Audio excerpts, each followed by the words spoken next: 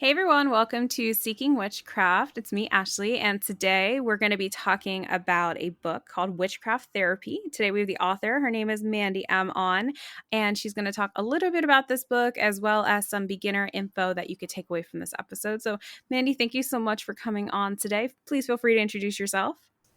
Thank you so much for having me. My name is Mandi Em. I am an author. I live in BC, Canada, with my 3 kids and my husband. And I'm super excited to be here with you today. Yeah, thanks so much for coming on. So I read your book, Witchcraft Therapy, and I really like that this is a no nonsense type book on the craft and practicing magic. You know, there's sections of things called like hang on to that shifty bitch called life or get your shit together. And I was reading this and I was like, wow, if I wrote a book, I would write a book just like this. Like this is exactly the same language I would use. Yeah, I just, I think there's a lot of books for beginners that are out there that are very much, love and light and try your best and, do this magic and manifest your dreams and everything will come true. And I think that there's a selling point, but I think that that's not really the real nitty gritty of magic. And I like how this book is like, no, like you can do spells, you could do magic, but you have to actually put some real life action into that. I think that that's missing from a lot of beginner books nowadays. Yeah, thank you so much. Yeah, it was funny because I wanted to write something that was a little bit, you know how people say you try and produce the things you wish you had, sort of thing. And so I was really trying to have this come across as kind of like if you were asking your best friend about practicing magic or about trying to, create a daily life experience that's a little more fulfilling than draining, right? And so I wanted to write it in a way that was super casual, super like approachable. Like I kind of just wanted it to people to read it and feel like they're sitting with me and we're just like shooting the shit. Like it's so casual, it's so easy, and it's not, kind of precious. You know what I mean? Yeah. No, and I really like the book too. Like aesthetically, the book. I was looking, I was like, wow, this literally looks like if I wrote a book.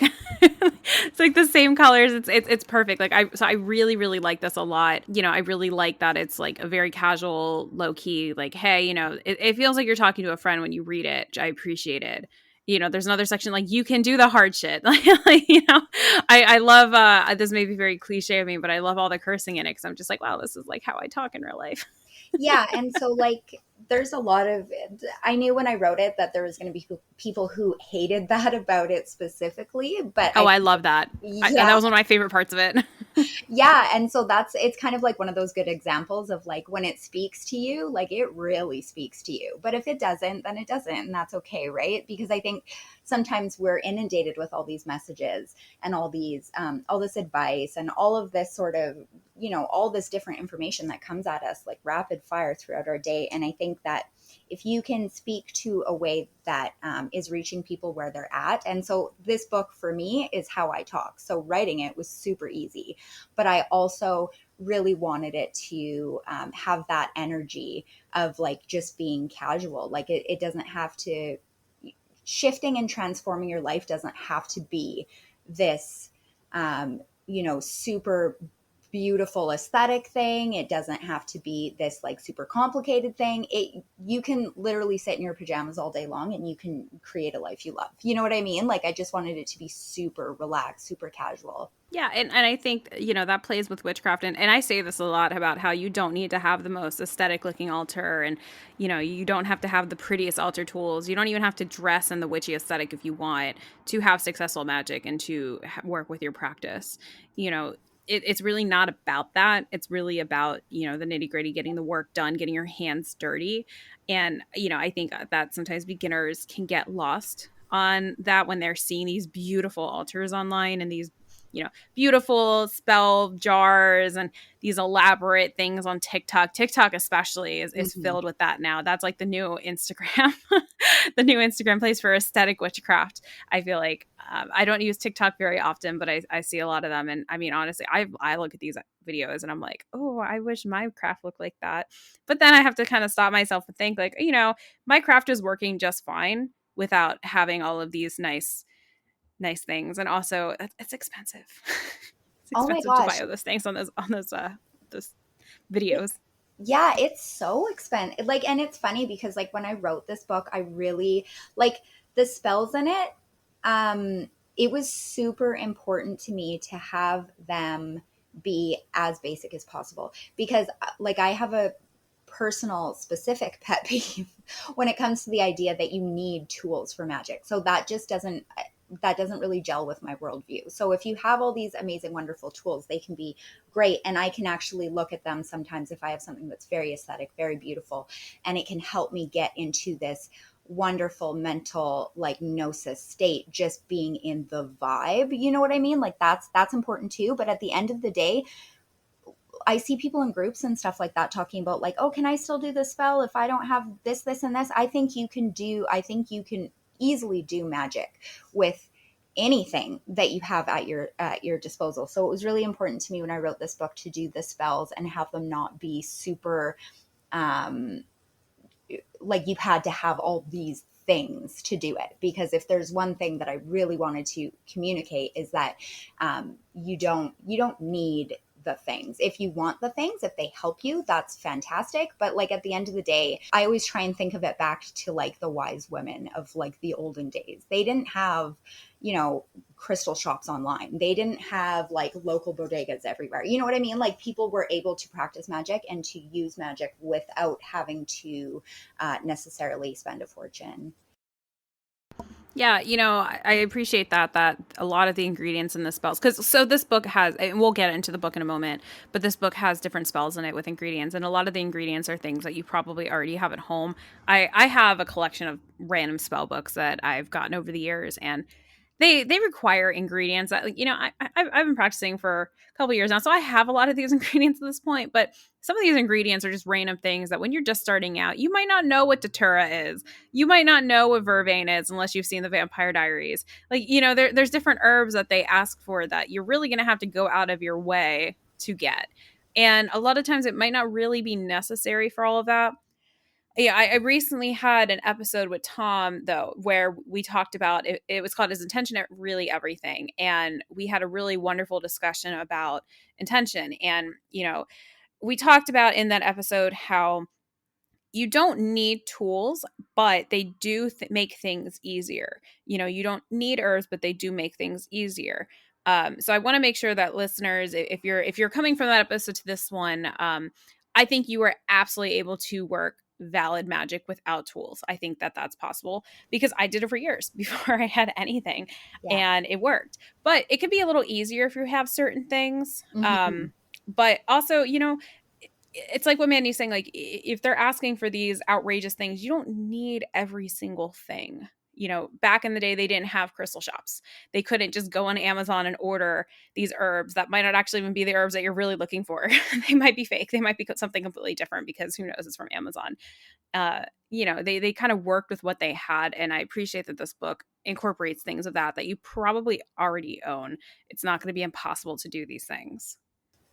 Yeah, yeah. And so, like, I know for me personally, a lot of the items, like the herbs that I use in my craft, are forage. So I just got to know what plants and things that we had locally that I could use that grow in abundance. And then also, like, when it comes to rocks and crystals and things like that, like, in terms of energy and feeling and things like that, like I love crystals, but there are some that I've just found in the wild that just mean so much to me just on their own. So I think that people are able to definitely, you can do a lot of different things if you kind of cultivate your magic mindset and being able to look at, you know, what symbolism does this thing hold for me? What you know, how do I feel when I use certain herbs? How do I feel when I use certain crystals? How do I feel when I do have like all these beautiful, gorgeous, aesthetic candles and vials and things like that? Because it does shift you and transport you into a little bit of a more deep place, right? So I think it's all super valid. But at the end of the day, I think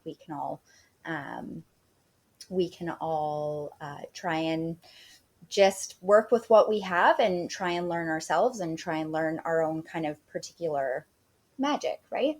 Yeah, and I think that can't be understated about these triggers for ritual, like getting into a ritual mindset.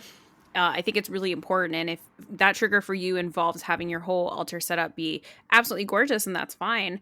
But sometimes it doesn't need to be that intense. For me, like I could just smell a certain incense because perhaps I use a certain incense for my altar whenever I'm doing my spell work. So if I were to be out and about, like I might get into that trigger because I'm smelling it somewhere. And it takes me back to that. I've had really pretty altar setups before with a lot of things on them, and over the years I've kind of toned down my altar because I realize, I don't need as much stuff on it as I used to have. And honestly, I don't know what it is, but my place gets filled with dust. I think it's from all the incense that I burn. And after a while, things just get so dusty on my altar. And then I'm stressed about having to clean it later. And then I'll just like come back to it later. And then I feel bad that my altar is unkept, quote unquote. And I'm just like, you know what? I don't need to have all this out here. I can make my life so much easier. And I feel better about my craft. Like I don't need to have this fancy altar because no one's seeing it but me. Absolutely. Yeah. And I think it's also, you have to sort of look at your practice like a living thing, as you would look at your own, your own personality through life and stuff. It's something that constantly shifts and evolves. Like, so, um, there could be, it's funny you say incense, because for me, the smell of dragon's blood incense, like, does it for me immediately. There's something about the smell of that gets me like deep into a zone. And so I absolutely love it. So when you mentioned incense, I was like, yes, I get that. When it comes to the altar, it's funny because there's ways that I've had things arranged that really helped me and really helped me get into a state of flow and a good focused zone. But then that changes over time. And it's funny because I found myself trying to arrange it in one specific way, although I kept kind of intuitively shifting it around. And then eventually I went, no, maybe I just don't want it that way. Maybe I want it to look this way now. Maybe I want to have these items on it now. You know what I mean? So I think it's something that can grow and evolve and shift over time, depending on how you're feeling and what moods you're going through and what's a priority for your practice at any given time, you know? Yeah, I think that is such an important statement to make about how this is a living practice, that it's not a stagnant thing that you're doing. As you go through your craft, you should be evolving and changing what you do. I mean, what you do from day one, like maybe that's comfortable, but a lot of witchcraft also involves getting out of your comfort zones, which, if I remember correctly, there's some things in the book that kind of allude to that. Yeah. um, Witchcraft is not about being comfortable all the time. You're not going to grow if you're not pushing your boundaries and if you're not trying something new. And I'll tell you, my altar setup does not look the same as when I first started out. Not only have I just like changed my practice, but I've also changed my tools. I've changed how I use my tools. I changed even using tools to begin with. There's been a lot of different things that I've done and I've learned through practice, through reading, through experiences. And, your craft is a living thing. If your witchcraft looks exactly the same from 10 years ago, for example, if you've been practicing for 10 years and it looks exactly the same 10 years ago than to how it looks now, I would challenge you to do something different. Change things up. If you feel like that's been working fine for you, that's completely fine. You don't have to change anything. But I am of the mindset that you should be looking to expand and grow and get yourself out of your comfort zones, and really that this should be a living practice. This shouldn't be stagnant. Yeah, I totally agree with you there, because it's just like anything. It'll grow, it'll evolve over time. Like if you nourish it, if you feed it, if you give to that part of your life, then it'll give back to you. Like it's just it is just really important, because I don't think there's anyone out there that would set up their altar for the first time and then have it be that way, like you were saying, 10 years down the line, right? It just depends on what you're going through in life. It depends on, yeah, how your practice has evolved. And that's one of the things that's actually really beautiful about witchcraft as a practice, is the fact that it's everybody's practice, everybody's altar, everybody's everything will look so different and so unique. And it's really like a form of spirituality that encourages people to get to know themselves so deeply that they're able to shift and grow in response to the needs that are presenting themselves in their life, right? So it's actually it's one of these things I'm super passionate about. It's actually a really beautiful, wonderful, magical thing. And like life is so chaotic. We have a lot of stress. Like we really are very much connected to all these mundane things that happen in our sphere, that it can be really hard to carve out some time to kind of check in with yourself, check in with your spirit. And I'm not saying that it has to be like a religious type thing, but just to actually make space for peace and reflection and gratitude and things like that in your life. So that's, that's part of the reason why witchcraft in general is just such a beautiful, amazing, living thing. Yeah. So let's switch gears a little bit.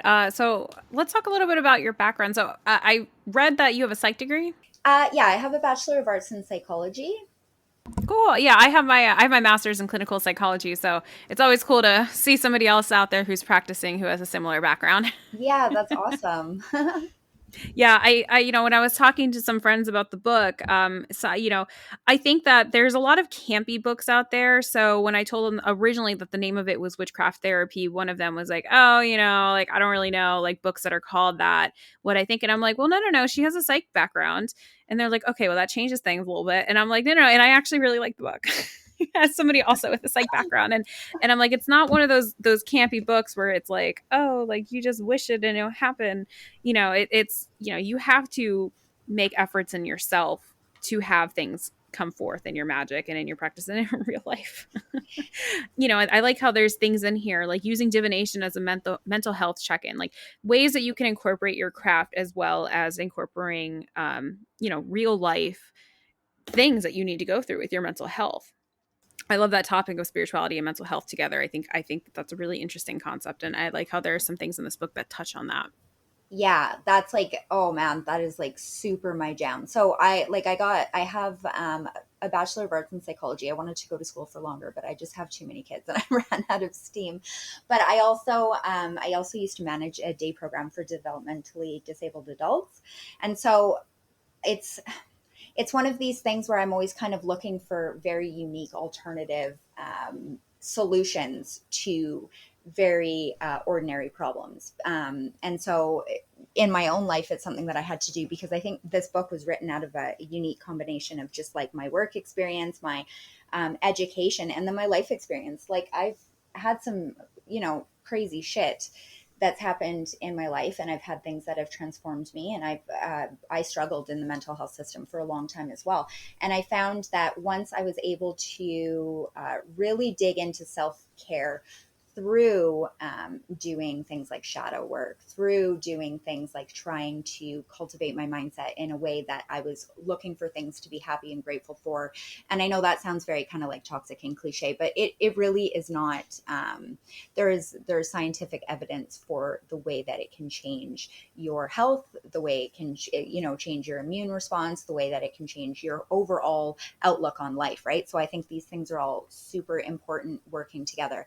The name of the book, Witchcraft Therapy, like there's a couple people that I saw that didn't love the name, because I know there's sometimes people have this idea that I think people are hyper vigilant about taking away from like medical help and medical therapy. That's not what this book is about. There's a disclaimer right in the beginning that it is sort of an addendum to whatever other sorts of help that you might be needing at that time. Like this book is definitely not a like, do magic and then you don't need therapy. No, it's just one of the tools in our toolbox, right? My high priestess uses that phrase all the time, is having a tool in your toolbox, and magic is one of those tools that you can tap into. It's kind of an extra thing that we're able to use outside of the mundane life, which is great. I wanted to touch on something you actually mentioned. So, because it ties back to something we were talking about earlier. So, shadow work. So, Yeah. you talked about that. Shadow work at one point in the witchcraft communities online was a huge, huge topic. Everybody and their mom was talking about shadow work online. But now, shadow work's not really talked about online as much as it used to be. I think after the shadow work conversation, then the big thing after that was spell jars. And then the big thing after that was egg cleanses. And now I see a lot of people talking about sex magic for some reason online. And it kind of goes into the craft as this living thing where it's interesting. You have your own personal craft, but then there's definitely like almost like this egregore, I want to say, of online communities in the witchcraft realm where people just go from one topic to another and you'll spend months talking about this, months talking about that, months talking about that. I mean, I feel like if I were to mention shadow work now, some people online would be like, what's that? But 6 months ago, that's all everybody talked about, which was kind of timely because we were living in the time of the lockdowns and everything. I mean, we still kind of are, but a lot of people were looking inside in themselves. And I think I saw a big uptake in people who became interested in witchcraft. And I think that a lot of people were just kind of like turning in and like getting in touch with their spirituality, especially during these uncertain times where there was all these deaths and crazy things happening in the world. But yeah, witchcraft is definitely, it moves. Yeah. It had its own life of its own. It's pretty crazy. Yeah, and it's funny because I was like, when you were saying that, I was like, it's kind of like an egregore effect. And so when you said that, I was like, whoa, I completely understand what you're saying. Yeah. So we talked about that. You have a psych background. So is there any particular tradition or anything that you follow, or have you been a collected witch? Like, what's your background as a witch? Oh my God. So it's so funny. I basically have been practicing intuitive magic my entire life without knowing exactly what it was that I was doing. So there was a brief period in my teens where I kind of like dabbled in Wicca, but like for me, I I'm kind of like sort of a bit of a skeptic at heart, and I definitely religion is just not for me, and any sort of structure usually ends up leaving me feeling a little bit lacking. So through my life, what I used to do is just I had a high understanding of symbolism from when I was young, and I used to draw a lot. And like, it's funny, I look at the drawings from when I was young and I was like, wow, were you like deeply disturbed?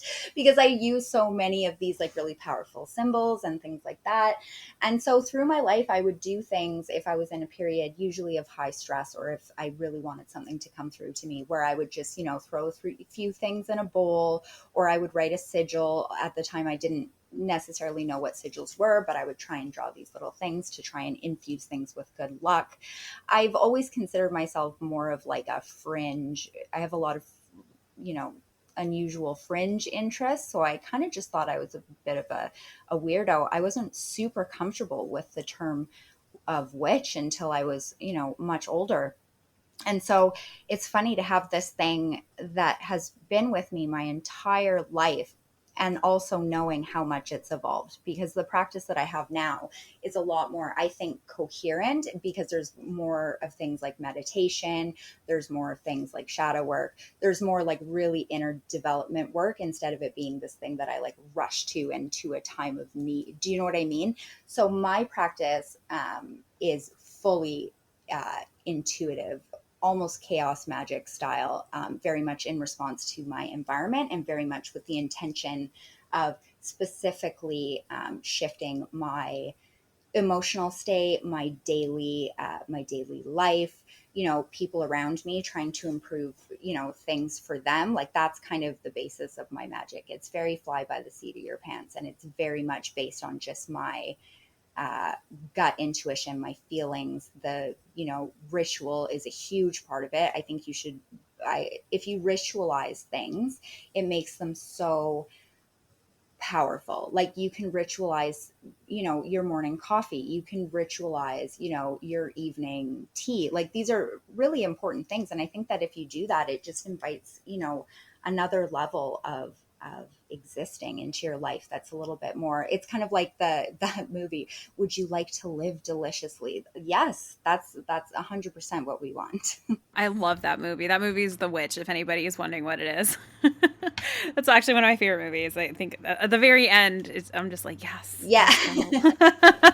It feels very empowering. But yeah, no, that's awesome. I think so. Most listeners who've listened for a bit, so they know that I'm Wiccan, and I've been Wiccan for a bit now, and I think that it's cool to see people on different paths with witchcraft as being a spirituality versus a religion, or a little bit of both for some people. And I think most people starting out do start out the same way. And I just want to remind everybody, like, don't feel pressured to change your religion based on if you're doing witchcraft. Your path is your own. You could do whatever you'd like, essentially. I will say that some religions won't acknowledge you if you practice witchcraft, such as Christianity, putting that out there. But you can still call yourself a Christian witch if you want. Your Bible might say something a little bit different, but your practice is your own. And I think that there shouldn't necessarily be this pressure to have to, look into paganism or Wicca, or what have you, just because you practice witchcraft. Hmm. So, do you have a favorite part of the book that you wrote? Yeah, my favorite part. Well, I mean, I love the whole thing, but my favorite part is the first chapter, which is vibe check your mindset, because I think that's really the basic of everything. I think it's the foundation of cultivating a magical worldview. It's the basics of trying to, if you are interested in manifesting, it's like foundational for changing and shifting the way that you interpret life. Yeah, I think having a healthy mindset is really important. I think, as you're saying, it really just starts you out. For example, so I've seen a lot of things on the witchcraft community of people saying, oh, I had a bad day, I want to hex my boss, or I want to hex my neighbor, or I want to curse this person because they wronged me.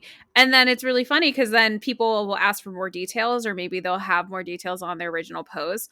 And if you read their post, the person who's saying that they got wronged was actually the person doing the wrongdoing. Yeah.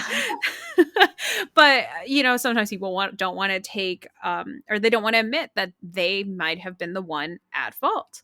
you know if you're late to work all the time, you shouldn't be doing a spell to make your boss happy, and like a sweet jar or a sweetening spell or whatever you're going to do that like they won't fire you. In reality, you should just work on not being late. And then you don't have to do this whole big magical workaround that may or may not work because, hey, you need to get your shit together in your mundane life and stop being late to work, as an example, instead of trying to do magic to make sure that like your boss isn't mad at you that you're late all the time. I think taking responsibilities for your action is really important. And if you're going to do magic, especially in situations that may be negative, I think it's very important for the practitioner to look within themselves and be like, okay, is there anything in my life that I can do to make this better? Because I need to apply that before you do this magic. Magic is going to help turn things in your direction, but you need to be the one to kickstart it in that direction by making real life practical changes within yourself and within your surroundings. And I think that gets lost on people sometimes. Yeah, so like some people just aren't there, and some people just maybe it's not as easy for them to look at taking responsibility. Maybe it's not, maybe they're just not there on their path yet where they are doing the shadow work, doing the inner work, right? So it's just, it kind of depends on where everyone's at. But I personally think that self-knowledge and doing your shadow work and really trying to just be connected and just staying in your own, keeping your own vibe right is so important. And the spell work and stuff, everything will just get better from doing that work to begin with. Yeah, and I think that is where things like journaling come in handy, to see how you progress. Because sometimes when you're deep involved in witchcraft and you're going through this, sometimes it feels like nothing's really changed in your life. Like, yeah, you might know a little bit more than you did when you first started out, or you have a couple more tools, you've done a couple spells here and there. But sometimes looking back at those old journal entries and seeing what you wrote really can kind of make you realize how much you have progressed from day one. I know that there's times where I'll go back in my journal that I was writing in when I was in my outer court, and I'll sometimes I sit here and I'm like, oh, I just know some more things. I just know a little bit. Like, I still feel like the same person, blah, blah, blah, kind of. And then I'll go back and I'll read my journal and I'll be like, wow, I am absolutely not the same person anymore. There has been a big shift in my life. And, it's quite astounding to see those shifts, because sometimes you don't really realize how much you've changed over the years and how much you've grown.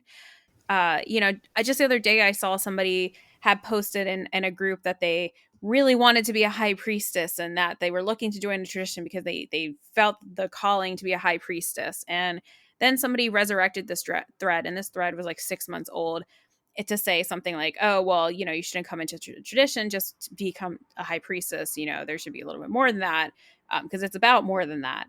And they actually came back, the original author, and said, I have completely changed my mindset since then. I can't even believe that I wrote this. I'm not the same person I was. I've learned a lot since then. And it's those little things, seeing that growth, that's so important to journal, because sometimes you don't remember these things or how you felt back in the day, and being able to go back and reference that is really great. Yeah, I think that's super valid. I know for me personally, I've looked back, and like, this type of work is not for the faint of heart. It can be very interesting to look back, even on your things you've journaled about trying to manifest too, because I think it can be really easy for us to be like, I really want this. And we get really kind of tunnel vision about it for a while as well. And then all of a sudden, one day, it's like 6 months later, and you realize you had, like, if you look back, you can realize that you have everything that has been, that you had laid out, that you were trying to manifest. You can have all of that or better, but it can sometimes sneak up on you so gradually in the middle of life's everything that you cannot even notice it. So I also recommend looking back in journals too, just for gratitude purposes, because sometimes you can look back and be like, holy shit, everything worked out for me in a way that I didn't even, believe was possible, which can be super helpful when you're trying to cultivate that mindset for yourself, doing your magical work in the future. But certainly, yeah, looking through like your journals for shadow work and things like that can be like a really crazy experience, because it can be painful. Like it's not just like, I think sometimes people have this idea of like witchcraft is like, oh, you got candles lit and you're like burning some incense and then you're, writing in your beautiful leather bound journal. It's like, no, sometimes you're just like sitting in a blanket fucking crying because you're like, wow, I didn't realize how all of these traumas and all of these hurts and all of these pains that I have are so connected in, X, Y, and Z ways. So it can be a really, I just see witchcraft as being so important, just as a personal growth tool as well. And oh my God, I would just love to see more witches wake up in the world. You know what I mean? Yeah, definitely. Um, I think witchcraft is definitely a tool that people can use to make their lives better, but to also look inside themselves and see what they need to change within their own selves and what they need to address to help make their life better. It's not all about magic; it's about the inner work as well. And I think that can't be stressed enough. Mm-hmm. So let me ask you, Mandy. So do you have any recommendations for beginners who are just starting out? Like, what would be something that you think that should be their first step, or what would be something that you'd want to teach beginners that they could take away from this episode, or from your book, or from both? I think it would just be to really try and figure out where you're at first, like figure out, what's going on in your life, how you feel about things, your perspective, your worldview. Like, for example, if you are somebody who's just getting interested in things like witchcraft, and say you might have only been exposed to it through TikTok or something like that. And maybe you feel like you need to be doing all this deity work, or that you should be doing all your spell jars to look, this specific perfect way. I think the first thing that everybody can do is just figure out what they're at and figure out what they're trying to achieve. From there, I think just trying to really understand that it is a tool and a supplement to your real world action. So the example that I used in my book was basically like going out and looking for a job. You can absolutely do a spell to find a job. You can enchant an item and wear it to a job interview. You can try to enlist the help of spirits or anything like that. But at the end of the day, if you're not handing your resume out, then all that stuff is going to be, I guess it's not impossible that you could get a job, but it's going to be a lot less impactful than if you were also doing your share of like meat space work. So like pounding the pavement, handing out resumes, getting to know people, putting yourself out there, all of that plus magic is like, that's when you're really going to kick shit into gear.